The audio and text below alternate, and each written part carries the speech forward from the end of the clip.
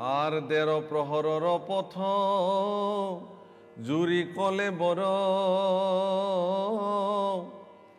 চূৰ্ণীকৃত কৰিলে বৃক্ষ নিৰন্তৰ।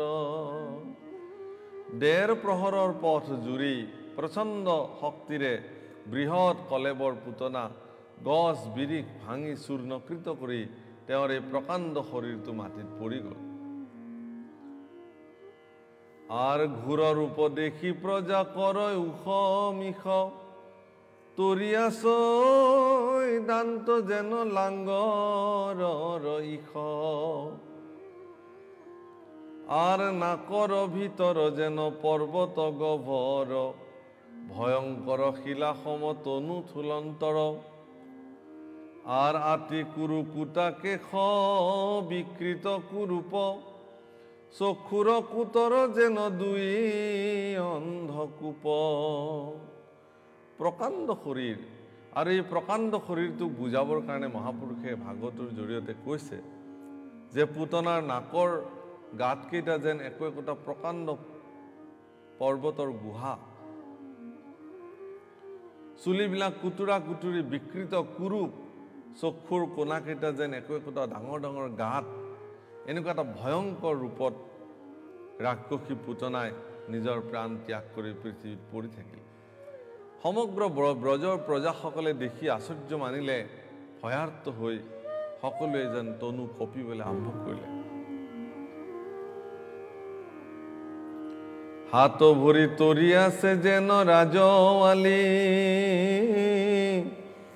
শুকান পুখুৰী যেন পেট আছে খালী।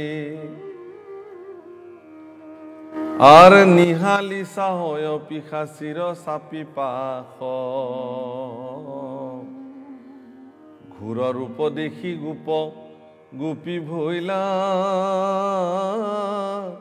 ত্ৰাস। এনেকুৱা ঘূৰ অৱস্থা দেখি, এনেকুৱা ভয়ংকৰ অৱস্থা এটা ৰাক্ষসৰ মৃতদেহ দেখি সমগ্ৰ ব্ৰজবাসী ভয়তে কঁপিবলৈ আৰম্ভ কৰিলে। আৰ হাত ভৰি তৰি আছে যেন ৰাজৱালী, শুকান পুখুৰী যেন পেট আছে খালী। আৰ তাইৰ হৃদয়ত পাছে কৃষ্ণক দেখিলা, ক্ৰীড়ন্তে আসন্ত ৰংগে কৰি মহা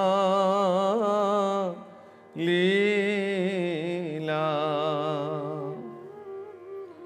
আৰু দেখিলে যে এই প্ৰকাণ্ড ৰাক্ষসীৰ শৰীৰৰ বক্ষস্থলত অকমানি শিশু ভগৱান কৃষ্ণই অত্যন্ত সুন্দৰভাৱে উমলি আছে। সকলোৱে এই দৃশ্য দেখিলে।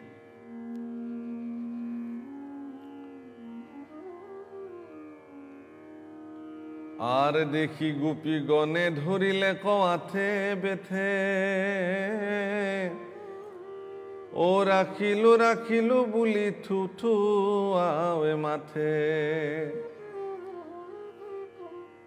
আৰ ৰহি নিজ সুদাসী ধৰিলা সাৱতী, ৰক্ষা মন্ত্ৰ বান্ধি কৰৈ আখতি কুসুতি।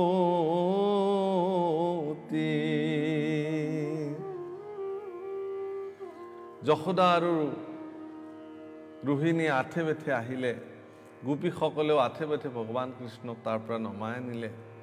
আৰু যশোদা আৰু ৰোহিণীয়ে আঠে বেঠে গৈ কৃষ্ণক সাৱটি ধৰিলে, আৰু গোপীসকলে কৃষ্ণক ঠিকেই থকা দেখি থুথুৱাব ধৰিলে। সেইবিলাক আমাৰ নিয়ম, গাঁও অঞ্চলবিলাকত এতিয়াও আছে। শিশুবিলাকে ভয় খালে মাকবিলাকে থুথুৱাই দিয়ে, বুকুখনত এবাৰ চপৰিয়াই দিয়ে, এনেকুৱা কিছুমান আচৰণ কৰে। ইয়াৰ পিছত ৰোহিণী আৰু যশোদাই তেওঁক সাৱটি ধৰিলে আৰু ৰক্ষাবন্ধন মন্ত্ৰৰে কৃষ্ণৰ শৰীৰ ৰক্ষাবন্ধনেৰে বান্ধিবলৈ আৰম্ভ কৰিলে। এইখিনিতে আমি প্ৰভুসকলক জনাব খুজিছোঁ এটি কথা, আইসকলক বিশেষকৈ শিশুসকলক, আমাৰ যিবিলাক শিশু আছে সেই শিশুসকলক, দেৱক শিশুসকলক বিভিন্ন এনেকুৱা ধৰণৰ আলৈ আথনি বা বিভিন্ন দৈৱ ক্ৰীড়া বা অপায় অমংগলৰ পৰা বাচি ৰাখিবৰ কাৰণে ভাগৱতত উল্লেখ থকা এই ৰক্ষাবন্ধন মন্ত্ৰেৰে নিজৰ নিজৰ শিশুবিলাকক মাকবিলাকে ৰক্ষা বন্ধন কৰিব পাৰে। সেই ৰক্ষা বন্ধন ইয়াত সুন্দৰকৈ বৰ্ণন কৰিছে। তেওঁ কি কৰিছে? আৰ গাঁৱত মেৰাইলা নিয়া গৰুৰ আঙ্গুলি, গোমূত্ৰে নোৱাইলা গৰুৰ ঘষি তাক ধূলি।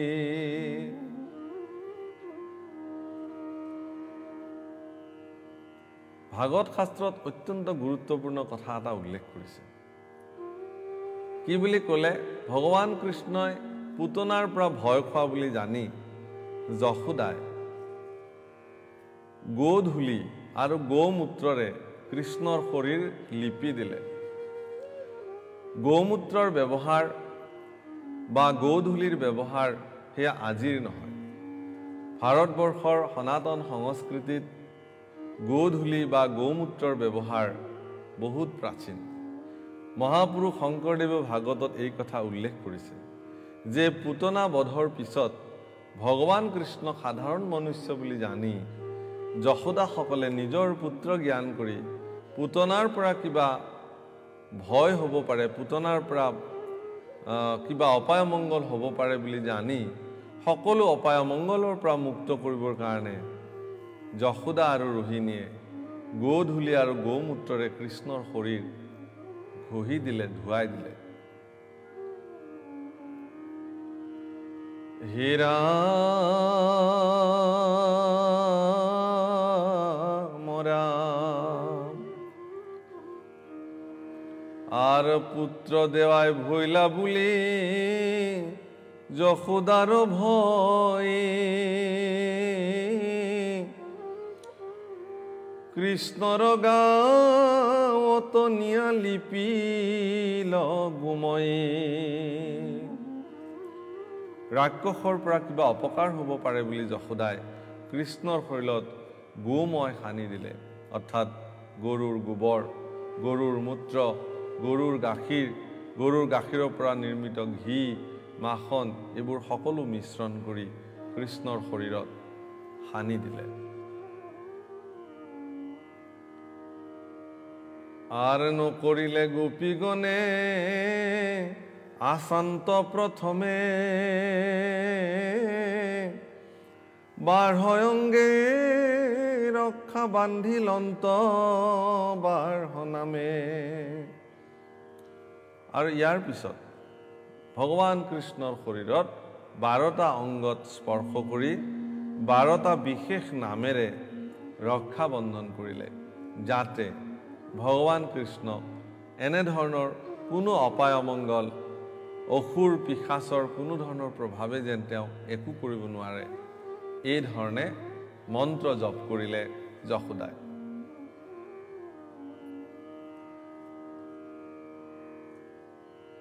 ৰাম শ্ৰুতি পাই বিষ্ণু স্মৰি পাছে শুদ্ধ হুই, কৃষ্ণৰ অংগক দুনাই জপে জলচুই। কিছু সময় শ্ৰুতি পাই স্বচ্ছ হৈ পানী অকণমান লৈ জল স্পৰ্শ কৰি কৃষ্ণৰ অংগ চুই বাৰে বাৰে জল ছটিয়াই তেওঁলোকে বিষ্ণু স্মৰণ কৰিবলৈ আৰম্ভ কৰিলে আৰু মন্ত্ৰ আৰম্ভ কৰিছে। আর আসন্তোক অজে তুজু চরণ পর্যন্তে, উরু জানু জংঘার আসন্তোক মনিমন্তে। আর কথিত অশ্রুতে উদরত হয় গ্রীভ,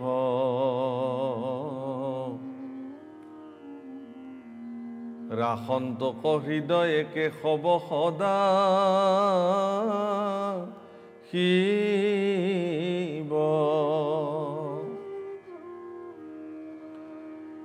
আর ইহে উৰুস্থলক কণ্ঠত বিষ্ণু ভুজে, উৰুক্ৰমে ৰাসন্তক মুখক নিৰুজে। ভগৱান কৃষ্ণৰ প্ৰত্যেকটো অংগ বিষ্ণুৰ বিভিন্ন অৱতাৰ বিভিন্ন ৰূপসমূহক ৰক্ষা কৰিবৰ কাৰণে যশোদাই প্ৰাৰ্থনা কৰিলে।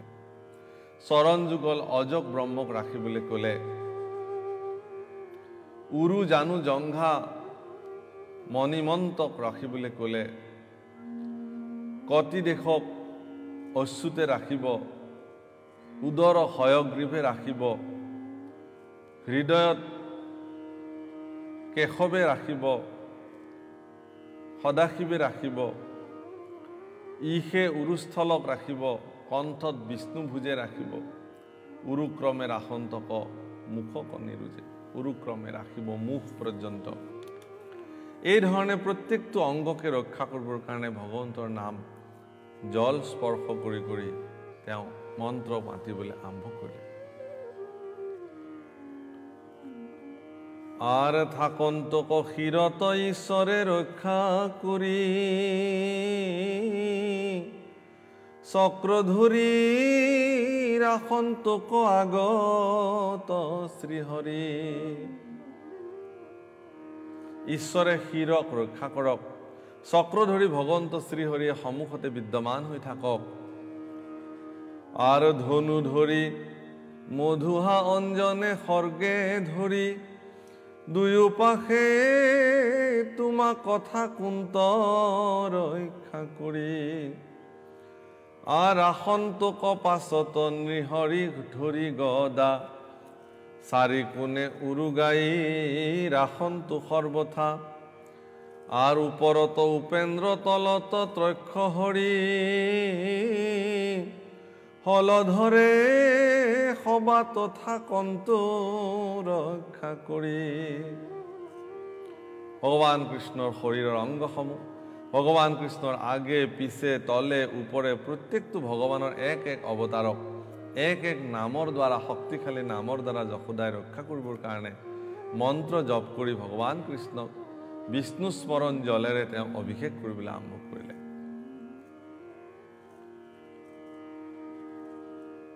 আর ঋষিকেশে ইন্দ্রিয় প্রাণক নারায়ণে, শ্বেতদ্বীপ পতি চিত্ত রাখন্তু যতনে। রাম প্রিন্সি গর্ভে বুদ্ধি কমনক যোগেশ্বরে, ভগবন্তে অহংকারে রাখন্তু সত্য রে।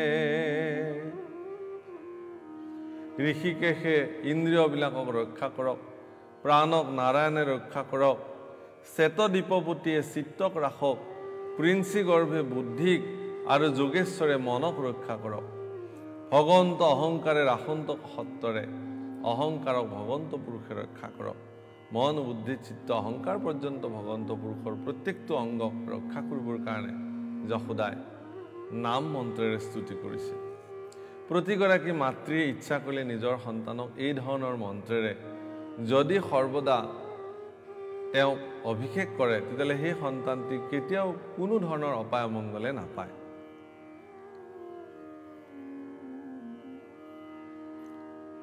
আর তোমাক রাখন্তু দেব গোবিন্দে ক্রীড়াত, রাখন্তু ক সদা মধুসূদনে নিদ্রাত। আর চলি জানতে বৈকুণ্ঠে বৈখন্তে শ্রীপতি, যজ্ঞ ভুক্তা ভুঞ্জন্তে রাখন্ত প্রতিনিধি।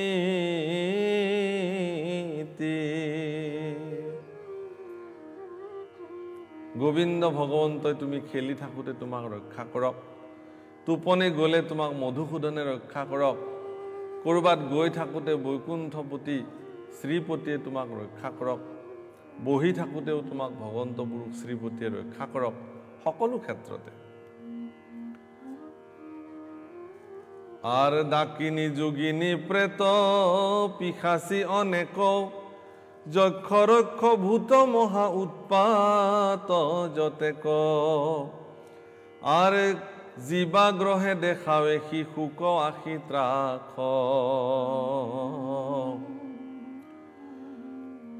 বিষ্ণু নাম কীৰ্তনে সমস্তে যাও কনা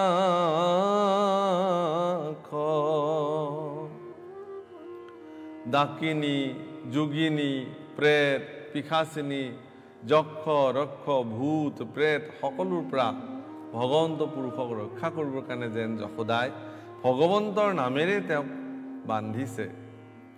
আকৌ ক'লে যদি এই শিশুটোক কিবা গ্ৰহ দোষ বা এনেকুৱা ধৰণৰ দোষে তেওঁক চুৱে তেতিয়াহ'লে তাকো ভগৱন্ত পুৰুষৰ গুণানুকীৰ্তনে বিষ্ণু কীৰ্তনে ৰক্ষা কৰক। এই বুলি শিশুটিক যশোদাই ৰক্ষা কৰিবৰ কাৰণে ভগৱন্ত পুৰুষৰ গুণ নামেৰে তেওঁক অভিষেক কৰিছে। আৰ পুতনাৰ দেহা দেখি বিস্ময় মিলিলা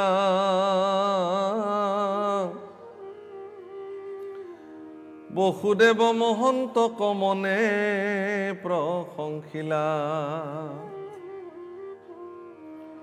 এই ধৰণে বিষ্ণু নামেৰে যশোদাই কৃষ্ণক স্তনপান কৰালে আৰু নন্দও আহি পেলাই এই দৃশ্য দেখি তেওঁৰ পুত্ৰক একদম বুকুত সাবতি ল'লে আৰু বসুদেৱ মহন্তক মনে মনে প্ৰশংসা কৰিলে। কাৰণ বসুদেৱে ভৱিষ্যতবাণী কৰিছিল, নন্দক কৈছিল তুমি অতি সোনকালে গোকুললৈ গুচি যোৱা, কাৰণ গোকুলত উৎপাত আৰম্ভ হ'ব পাৰে। গতিকে বসুদেৱৰ এই ভৱিষ্যতবাণী নন্দই মনে মনে প্ৰশংসা কৰিলে তেওঁ। আৰ আতান্ত পৰে আন আৰ নাহি মহাজ্ঞানী কহিলন্ত আমাত সাক্ষাতে যেন জানি। আৰ পাছে গোপগণে ধৰি পৰশু কুঠাৰ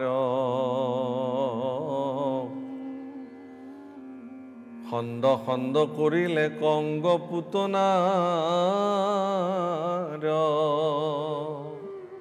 তাৰপিছত গোপসকলে হাতত কুঠাৰ লৈ পুতনাৰ শৰীৰ খণ্ড খণ্ডকে কাটিলে। আৰ দূৰত দৈলায়া কাষ্ট পেলাই জুই দিলা ও গৰু সুৰভি গন্ধ দেহাৰ উঠিল। আৰ মাৰিবা কমনে পিশাচৰি দিলা স্তন তথাপি সদ্গতি তাইক দিলা নাৰায়ণ। তেওঁলোকে কাঠ সংস্কাৰ কৰিলে, পুতনাৰ প্ৰকাণ্ড শৰীৰ কুঠাৰেৰে কাটি কাটি টুকুৰা টুকুৰিকে তেওঁলোকে দাহ কৰিলে। কিন্তু আচৰিত কথা, পুতনাৰ শৰীৰ যেতিয়া দাহ হৈছিল, অগৰু চন্দনৰ দৰে সুগন্ধি ওলাইছিল, তেতিয়া এই কথা কৈছে যে যদিও তেওঁ মাৰিবৰ কাৰণে ভগৱন্ত পুৰুষক বিষস্তন দিছিলে, কিন্তু এই যে কৃষ্ণক স্তন দিলে সেই অৰ্থেই ভগৱান কৃষ্ণই তেওঁক মাতৃগতি প্ৰাপ্ত কৰালে। আৰু সেইকাৰণে পুতনাৰ জীৱন ধন্য হ'ল, তেওঁ সদ্গতি প্ৰাপ্ত হ'ল। তেওঁৰ কাঠ সংস্কাৰতে এই কথা প্ৰমাণিত হৈছে। আৰ যিটো জনে মাধৱক ভজয় ভক্তি ভাৱে তাহান মহিমা কুহি কোনে অন্ত পাৱে। গতিকে যিসকলে ভগৱন্ত পুৰুষক ভজনা কৰে তেওঁলোকৰ মহিমা আৰু কোনে কৈ অন্ত পায়। আৰ যিটো পদ দুই থাকে ভক্তৰ হিয়াত সেহি ভৰি পুতনাৰ আছিল কুলাত। ভকতৰ ধনটো যে অৰুণ চৰণ বুলি ভগৱানৰ অৰুণ চৰণ যুগল সৰ্বদা ভক্তসকলে হৃদয়ত বান্ধি থাকে। ভগৱানৰ সেই অৰুণ চৰণ ভকতসকলে হৃদয়ত সাৱটি থাকে। কেৱল ভাৱনাৰ মাজেৰে গদগদ হৈ ভকতসকলে ভগৱানৰ চৰণ হিয়াত বান্ধি যদি মৃত্যুবৰণ কৰে তেওঁ জীৱনৰ সদ্গতি প্ৰাপ্ত হয়। কিন্তু পুতনাৰ জীৱনৰ ইমান সৌভাগ্য আছিল যে যি অৰুণ চৰণ যুগল ভগৱন্তৰ ভকতসকলে হিয়াত সাৱটি থাকে, সেই অৰুণ চৰণ প্ৰত্যক্ষভাৱে মৃত্যু সময়ত পুতনাৰ হিয়াতেই ভগৱান পুৰুষে দি থৈ দিছিলে আৰু সেইকাৰণে তেওঁ মাতৃগতি প্ৰাপ্ত হ'ল তেওঁৰ জীৱনত। আর জিতু ধেনু গোপীর পিয়ন্ত কৃষ্ণে স্তন পুত্র স্নেহে মাধব কতুল অনুক্ষণ আর তথাপি পাইলে ক কৃষ্ণ জননীর গতি যদ্যপি পিশাচি তাই আতি পাপমতি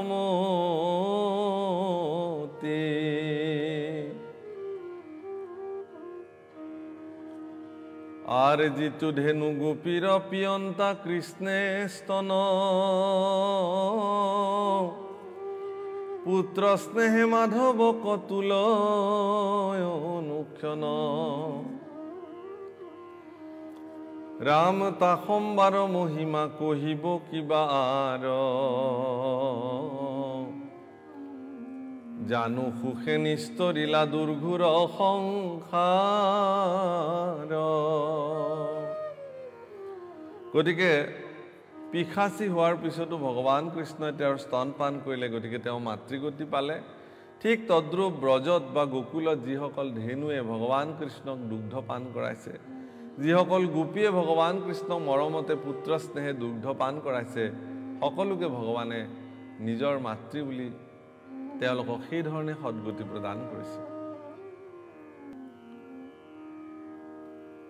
আর নন্দে শুনিলন্ত পাছে পুতনার বধ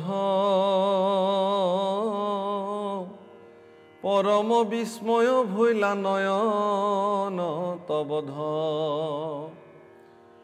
রাম হরি না রাখিলে আজি সমূলি বুড়য় স্নেহে ক্ষীর সুঙন্ত পুত্র ককলে লয়। কি ধৰণে পুতনা নিধন হ'ল এই কথা নন্দই শুনিলে আৰু নন্দই বাৰে বাৰে ভগৱানৰ ওচৰত কৃতজ্ঞ হ'ল, হে প্ৰভু, আজি যদি তুমি নাথাকিলাহেঁতেন মোৰ সন্তানৰ যে কি অৱস্থা হ'লহেঁতেন। আৰ কেশবৰ শিশু লীলা মুখ পুতনাৰ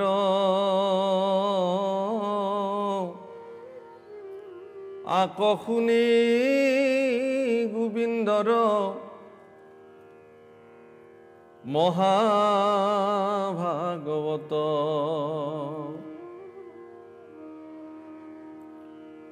হে ৰাম কেশবৰ শিশু লীলা মুখ পুতনাৰ আক শুনি গোবিন্দত ৰতি বাঢ়ে যাৰ দুনাই তাই তাহাৰ মৰণ উতপতি কৃষ্ণৰ চৰণে বাঢ়ে অচলা ভকতি।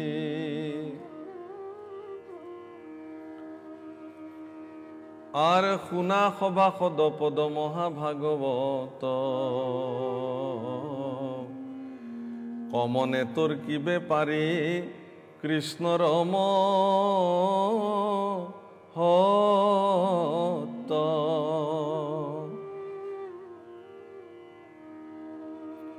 আৰ পৰম পাতকী মহা পিশাচী পৰ্যন্তে পাৱৈ মহা উত্তম গুটিক আতহন্তে। হে বাপসকল, ইয়াত বহুত গুৰুত্বপূৰ্ণ কথা কৈছে যে গোবিন্দৰ প্ৰতি যদি প্ৰেম ৰতি কাৰোবাৰ বাঢ়ে তে অচলা ভকতি তেওঁ কৃষ্ণৰ চৰণৰ কৃপাত প্ৰাপ্ত হয়। সেই সভাসদসকল ভাগৱত কথাই কৈছে যে কৃষ্ণৰ মহত্ব তৰ্কিব নোৱাৰে, কোনো তৰ্কৰ অগোচৰ, কোনো যুক্তিৰে কৃষ্ণৰ মহিমাক আজিলৈকে কোনেও তলাব পৰা নাই। বহুত পণ্ডিতসকলে তেওঁলোকৰ পাণ্ডিত্যৰ মহিমাৰে কৃষ্ণৰ মহিমা আজিলৈকে বুজিব পৰা নাই। পৰম পৰম জ্ঞানীসকলেও ভগৱানৰ লীলাক তেওঁলোকে বুজিব পৰা নাই, কিন্তু মূৰ্খমতীসকলে অজ্ঞানীসকলেও অথচ কেতিয়াবা কেতিয়াবা কৃষ্ণৰ মহিমা বুজিবলৈ সামৰ্থ্য হয়। তাৰ উদাহৰণ শাস্ত্ৰত অনেক আছে। গতিকে যোনে মাৰিবলৈ গ'ল তেওঁকো ভগৱানে গতি প্ৰদান কৰিলে, পুতনাক গতি দিলে। এয়া কি আচৰিত লীলা ভগৱানৰ, কি আচৰিত মহিমা। আমাৰ নিচিনা মূঢ়মতি সকলে এই মহিমা কেনেকে বুজি পাম?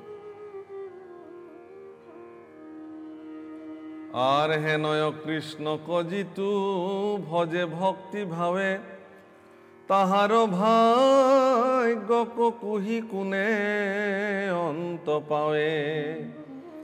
গতিকে এই হেন ভগৱান কৃষ্ণক যদি কোনোবাই ভজনা কৰে তেওঁৰ মহিমা কৈ কোনে অন্ত পাৱে। আৰ জানিয়া কৃষ্ণ তো কৰা একান্ত ভকুতি, কলি যুগে কৃষ্ণ নাম কীৰ্তনে খেগুতি। গতিকে কলি যুগত সেইকাৰণে কৃষ্ণ নামকে শ্ৰেষ্ঠ বুলি কৈছে, কৃষ্ণ নাম ব্যতিৰেকে অন্য গতি নাই বুলি কৈছে। আৰু সেইকাৰণে ভাগৱতৰ উপদেশত কৃষ্ণকে একান্ত চিত্তে ভজিবৰ কাৰণে ইয়াক উপদেশ প্ৰদান কৰিছে। আৰ নাহি টকা সি কাহানি কৃষ্ণৰ সেৱাত, শৰীৰত নাহি শ্ৰম জানিবা ইহাত, শুনন্ত কৰ্ণত যেন বৰিষয় অমৃত, যত মহাপাপগণ হৰয় তৰিত, অপ্ৰয়াসে সিজয় সংসাৰৰ ধৰ্ম যত, জানিয় হৰ নিশে নাম নেৰিবা মুখত। কৃষ্ণ সেৱা কৰিবলৈ যাওঁতে কোনো ধৰণৰ খৰচ নহয়, টকা শিকাৰ কোনো ধৰণৰ খৰচ নহয়, শৰীৰৰ কোনো শ্ৰম নহয়, কৰ্ণৰ কেৱল অমৃত আৰু কৰ্ণৰ কাৰণে ই অভিৰাম। গতিকে যিমান পাপ আছে সকলো তুৰন্তে নাইকিয়া হৈ যায়, অপ্ৰয়াসে ধৰ্মৰ সিদ্ধ হয়, সংসাৰৰ সমস্ত যন্ত্ৰণাৰ পৰা তেওঁ মুক্ত হ'ব পাৰে। গতিকে এই কৃষ্ণক অহৰ্নিশে ভজিবৰ কাৰণে উপদেশ দিছে। আৰ যাহাৰ মুখত থাকৈ হৰিহেন নাম, কাশী গয়া পুষ্কৰত নাহি তাৰ কাম, আৰ সমস্ত শাস্ত্ৰ ৰৈষে পৰম যুগুতি, বোলা ৰাম ৰাম পাইবা হাততে মুকুতি।